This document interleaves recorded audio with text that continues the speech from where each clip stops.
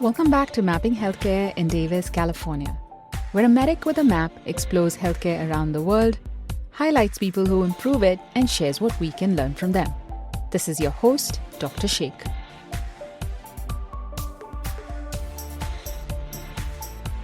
Miss Lambert was 33 years old when she walked into her doctor's office. She lived with a disabling condition called Charcot-Marie-Tooth disease, a genetic condition that ran through her grandmother, her mother, and most of her siblings. Despite using a wheelchair and losing the use of her arms, she lived a life that her doctors described as filled with passion and responsibility. But on this visit, the vibe in the room felt different. Her doctor asked, "How's Philip?"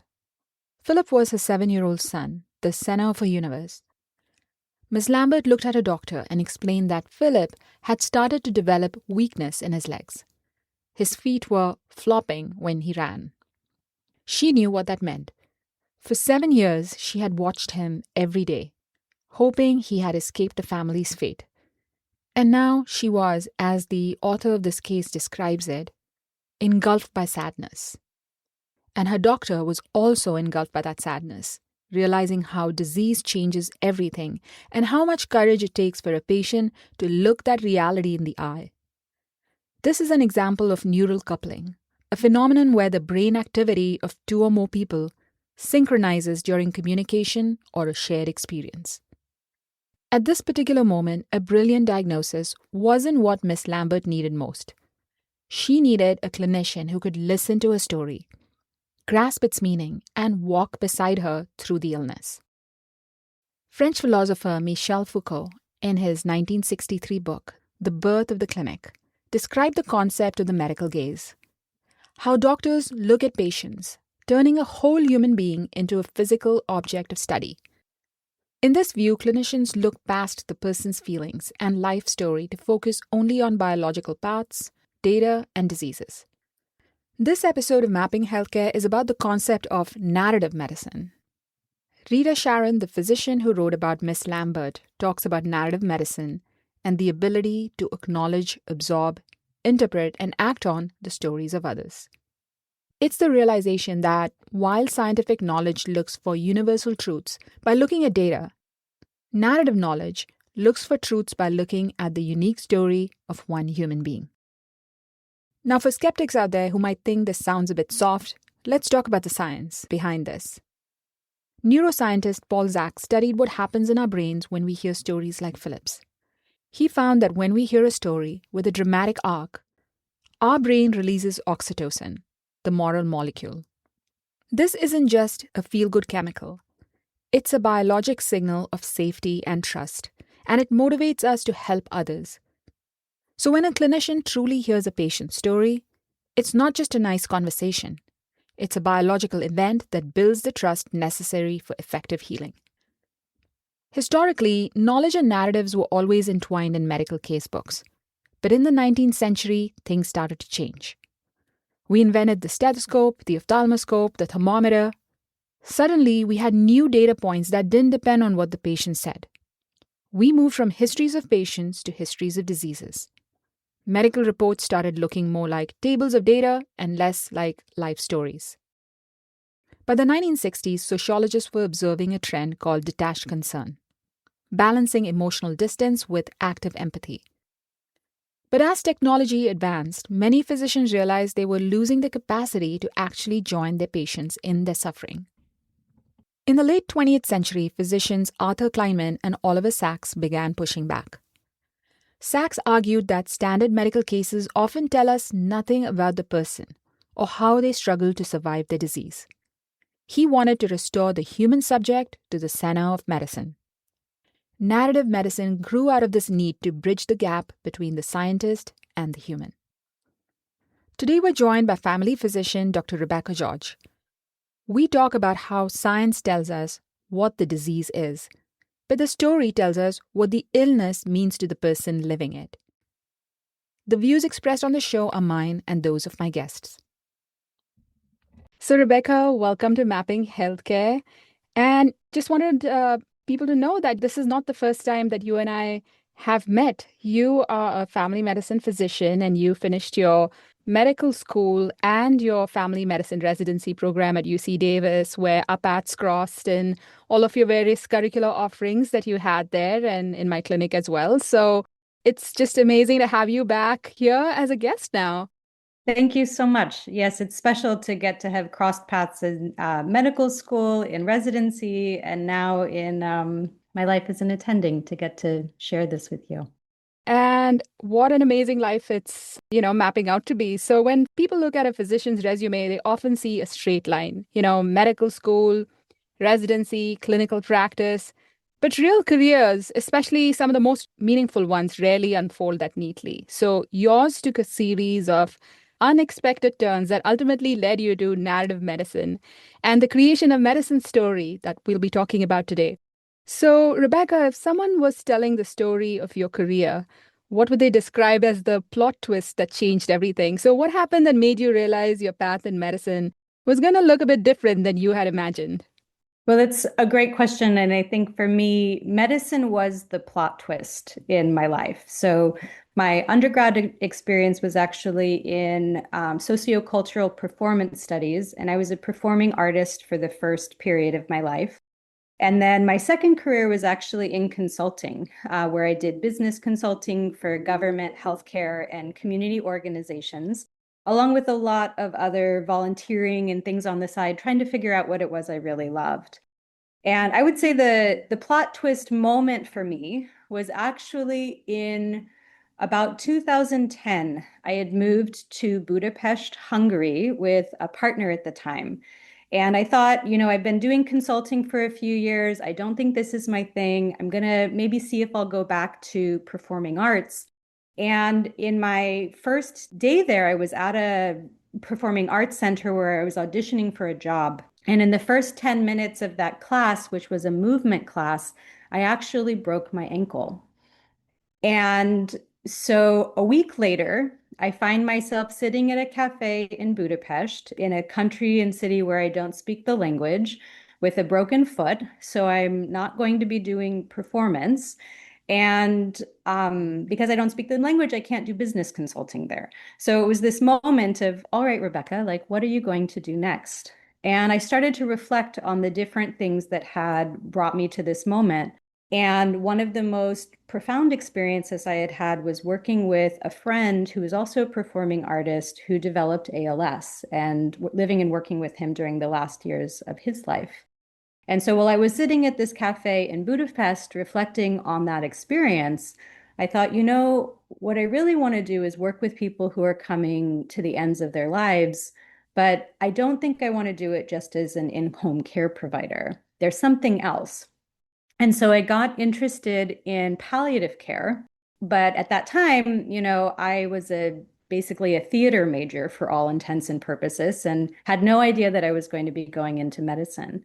But then as the years went by and sort of that story for myself progressed, I found that medicine was going to be the right path.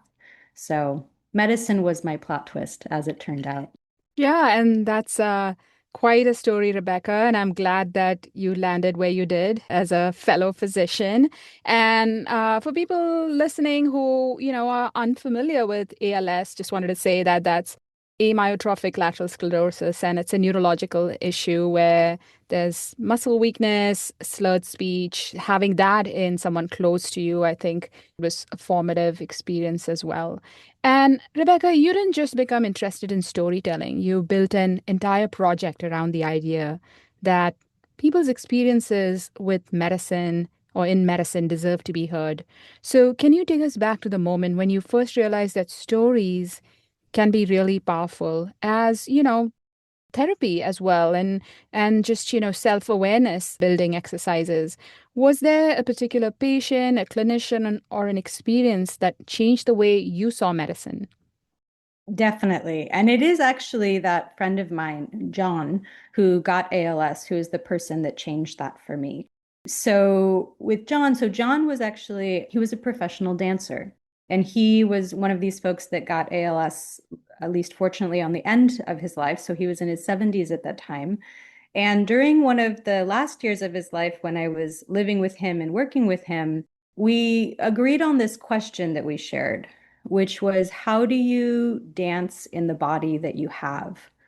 So, because John had been a dancer his whole life, movement was something he knew so fundamentally.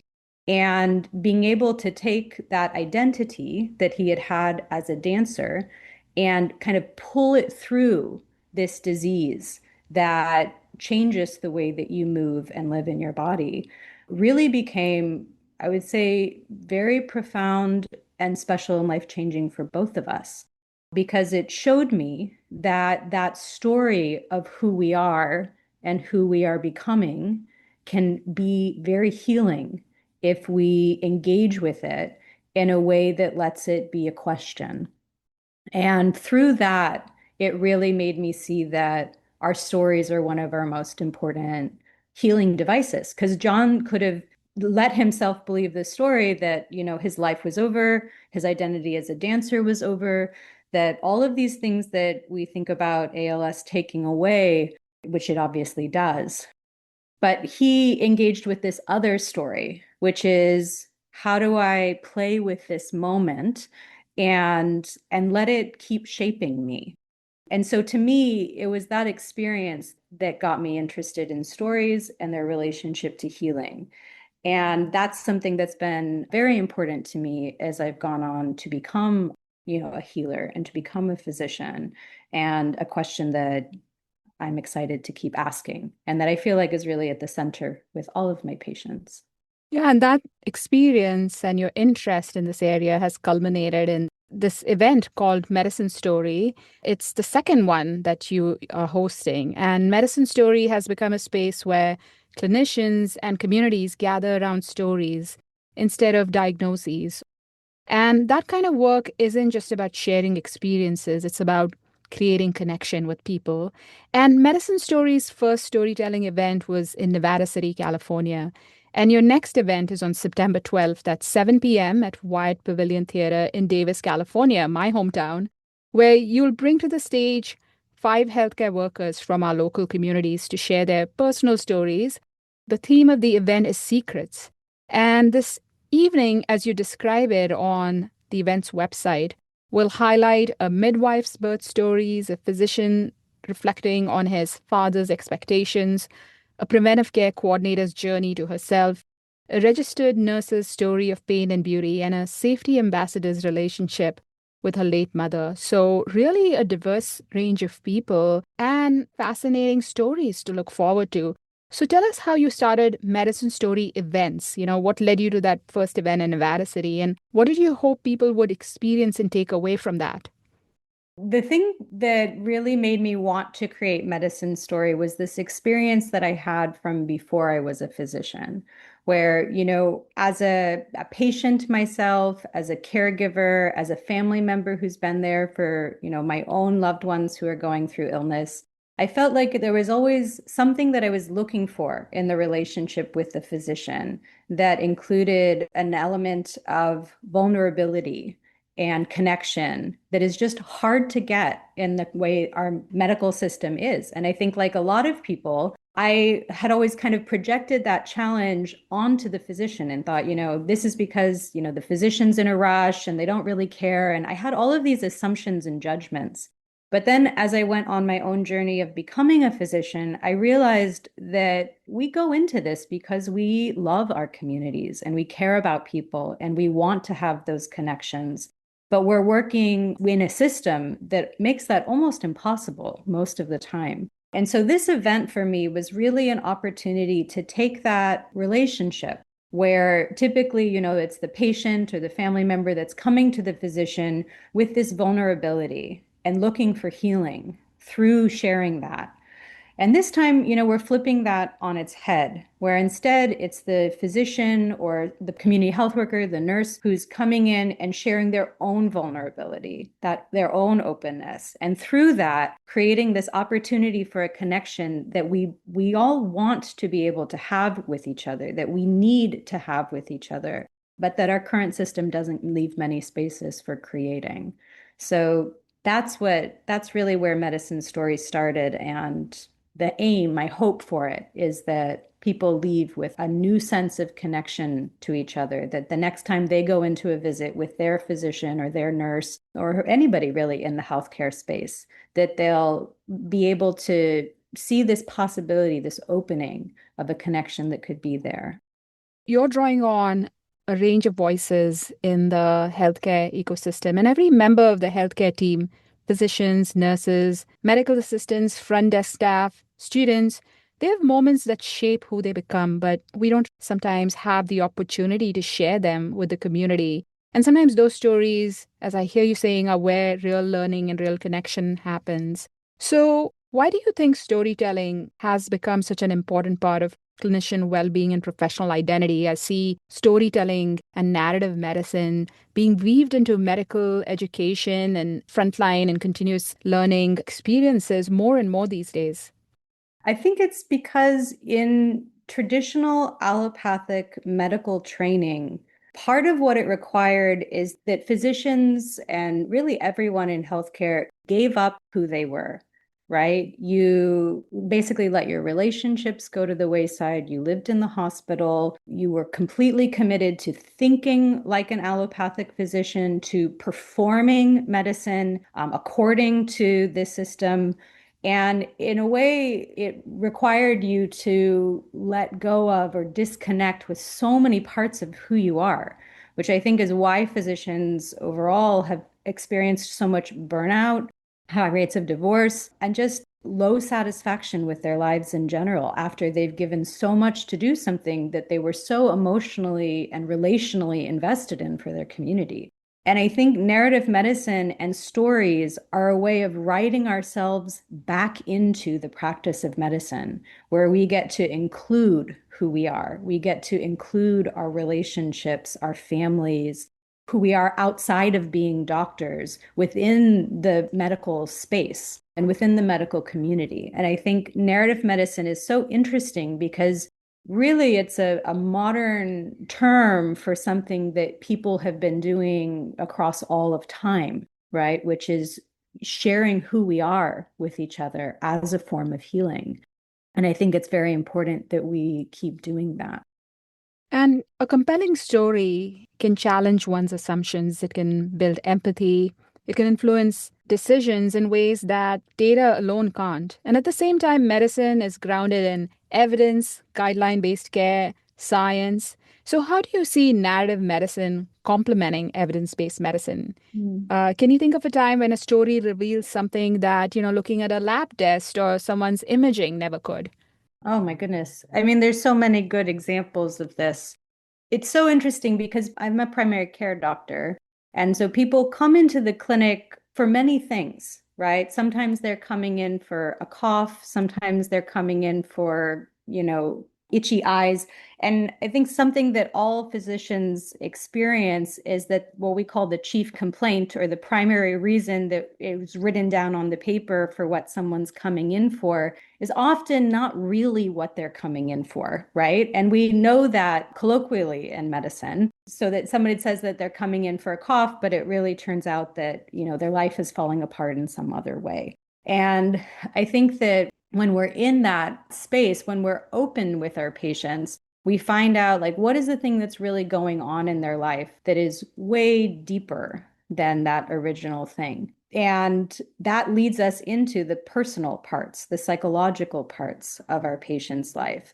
And what I really experience as a primary care doctor is that my patients come back not just because I'm able to help with their cough or their watery eyes, but because I'm willing to get to know who they are as a person.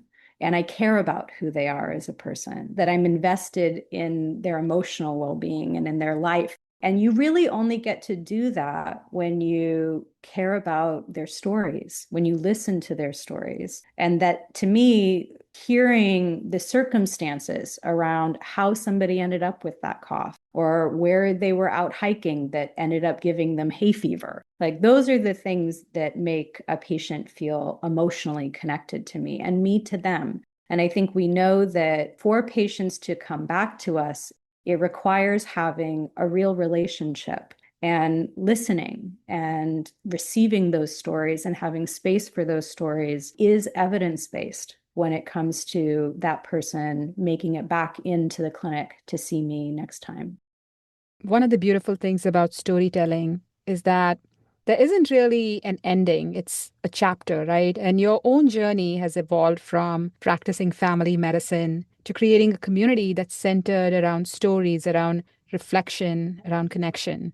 And so, as you look ahead for Medicine Story and for the growing movement to bring storytelling into healthcare, what chapter are you most excited to write next? I mean, I think the thing that made me so excited about this upcoming Medicine Story event, which I think is related to this question, is it was about a year ago, and we'd wrapped the first Medicine Story event. It had been wonderful. Many people had come to me and shared how much they appreciated it. And I kept thinking about this one experience that I had had with Frances Southwick, who's the producer of this coming event. And during our first version of it, because they have narcolepsy, they are not able to stand in front of a microphone, because they could fall down. They could have an event. And we had this really powerful moment where they realized that they could ask for a couch to sit on. Basically, that their need could be included in our creation of this event. And that moment was actually, Frances has come to tell me, like very profound and like a new experience for them of realizing how they can be included in the creation of something. And that led them a few months later to be reaching out to me because they wanted to recreate this experience for other people. And so this Medicine Story event that they're creating is actually with a group of people that they work with. To me, like that's really the seed, right? Like what I'm excited about this next chapter is creating an opportunity for someone to be inspired, to be included in creating an experience for their own telling of the story, to lead them to want to create that for somebody else. And to me, that's what I'm really excited about. As a primary care doctor, there's only so much I can do, like one person at a time. But seeing how there's this blossoming that can happen from one event to the next is really special to me. And I'm excited to see how that continues to grow. Yeah, and you're really growing your impact beyond individual patient care to really sort of making a difference in the lives of communities. And stories don't just belong to people, they belong to communities, they belong to places. Medicine Story's first storytelling event was in Nevada City, California. And it's not far from Grass Valley, where you spent some of your formative years. And your next event actually comes to my hometown in Davis, California on September 12th, as I mentioned. And both are unique and fascinating places in Northern California. So before we let you go, let's end with a different kind of story, the story of a place. If Mm. someone wanted to experience Northern California, this place where you and I live, through your eyes, where would you send them? What would you encourage them to do or try that you think really captures the spirit of this beautiful region? Oh, I love this question. And I think, something that's so beautiful about our region is that, we're really at the top of California's beautiful, abundant agricultural community and Central Valley, right? And we're right at that place where the valley meets the foothills. So you have this combination of the beautiful agricultural abundance of like local produce with these incredible places to be outside. So I would say start your Saturday morning by going to the local farmers market and getting the things that you can only get fresh right now. My aim every summer is to eat my weight in stone fruit, and I invite you to share that aim. So I would say grab some peaches and some nectarines and get some real tomatoes that will only taste this way in the month of August and pack up a lunch. And I would say head up to the Yuba River and find a quiet little spot where there's rocks in the sunshine that you can lay out in as you have peach juice running down your face, and you can roll into the river when you're sticky and wash off in the cool, fresh water that's running off of the Sierra Mountains. And when you're done, head up into town and listen to some local music or get a beautiful meal. And to me, that's really the fruit of this beautiful region. Beautifully put, Rebecca. And, I share your passion for fresh fruit. I remember, when I first moved to Davis, more than 2 decades ago, I remember taking my kids who were really little then strawberry picking. And I remember that, this moment's etched in my mind. And it just is such a core memory. I remember biting into that plump strawberry that we just picked in this field and the strawberry was juicy, it was sun warmed, and that you described that moment with the juice of the fruit flowing down your face. It may sound funny to some people listening, but really that is an unforgettable, beautiful moment and a moment of pure joy, just like your stories are, Rebecca. And I do hope to make it to your event on September 12th to see what you've built. I'm really proud of you, Rebecca. Just your journey as a fabulous med student, a stellar family medicine resident, and now all of this other work that you're building on to make a difference in the lives of communities. Thank you so much for doing that. Oh, thank you. And I think your strawberry story, even after like 8 years of knowing each other, is now my favorite thing that I know about. So that was Dr. Rebecca George telling us about how narrative medicine can become a space where clinicians and communities gather around stories instead of diagnoses. There are examples of storytelling work even in busy clinical settings. For example, take the 3-minute mental makeover. It's an exercise where a patient and a clinician write for 3 minutes about things that they are grateful for, 3 wishes, and a 6-word story of their lives. Patients report feeling like they were part of a real team afterward, and it significantly reduced the levels of stress. Then there's the parallel chart. This is a space where clinicians write about their own feelings, the things that don't go into the official medical record. Like the sadness a doctor might feel for Philip and Miss Lambert. It helps clinicians process the trauma they witness every day. In Native American communities, talking circles have been used where patients with diabetes share their life stories and challenges in group patient visits. This approach was found to be more effective for controlling diabetes than standard health education alone. Why? Because it lessens the isolation that makes suffering so much worse. In medical schools, we're seeing story slams, events held at small local venues where trainees and their instructors share stories about their work. It turns out that when clinicians share their vulnerabilities, it acts as an antidote to burnout. It reminds them why they went into healthcare in the first place. As we wrap up today, I want to leave you with 3 things if you're someone who cares about the future of healthcare. First, stories are data with a soul. We need to stop seeing stories as a distraction from medical work. In many cases, the story is the diagnosis. When we ignore the narrative, we miss the unique truth of the human being in front of us. Second, you don't have to be born empathetic to practice narrative medicine. It's a discipline that can be taught through reflective writing and deep listening. It's about training your brain to be moved to act on behalf of another. And third, connection is a biological necessity. Loneliness and social isolation can be as harmful to your health as smoking 15 cigarettes a day.